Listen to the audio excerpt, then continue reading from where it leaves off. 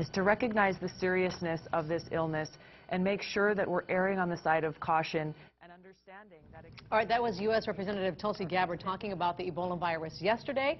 The Centers for Disease Control and Prevention has since issued new guidelines for Ebola treatment, saying caregivers should not expose skin while wearing protective gear and that more training, supervision, and observation also necessary. Join us to talk more about this, about Hawaii's readiness to respond to an Ebola outbreak. State Senator Josh Green, thanks so much for joining us this morning. Thanks for having me, Also Laura. chair of the Health Committee, and so you guys have an important informational briefing coming up. Yes, tomorrow. Look, I felt in this situation with a pathogen that really is this serious, we had to have every preparation in place. I wanted to make sure as the health chair that we have the Department of Transportation talking to the Department of Health, talking to the federal government, so that we absolutely can't fail, and we want to reassure the people. You know, one thing that that I know has come up recently in the news too is you know they've talked about, okay, what type of equipment do we have, and is that sufficient? Because apparently in Dallas that was part of the problem. The nurses complained that it was too thin, that the procedures weren't in place. Right. I would imagine that's going to be a focus. And where are we in that regard as far as what kind of equipment we have? Thank you for asking that. We're ready. I talked to the Director of Health even this morning before our time together. She says we have the right equipment, we're ready. But as you see from what Representative Congresswoman Gabbard just said, things are in evolution. The CDC even is updating as we speak.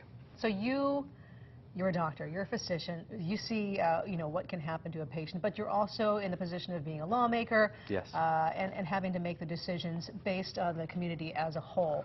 What are your thoughts at this point? I mean, you said we're prepared. I mean, I think sometimes people want a little more than that. What are the challenges?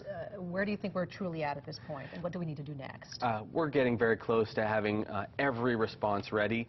Tomorrow's hearing is meant to bring a lot of this into full public view.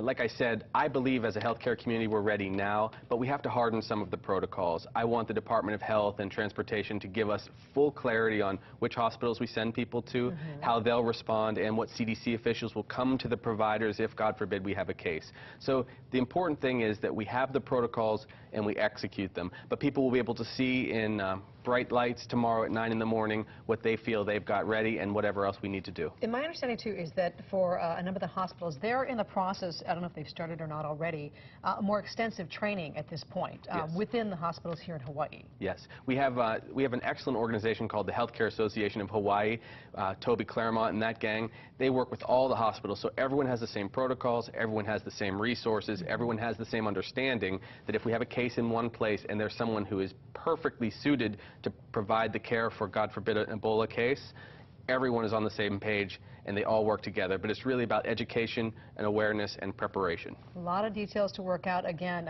people can join in if they want. 9 o'clock tomorrow, room 222? Right, and we'll 225, and we're going to keep at this absolutely until we have absolute confidence for the people of Hawaii that we are safe. Great to bring down the fears. All right, Senator Josh Green, thanks so much for being here. Thanks for having me. Thank you. Appreciate it.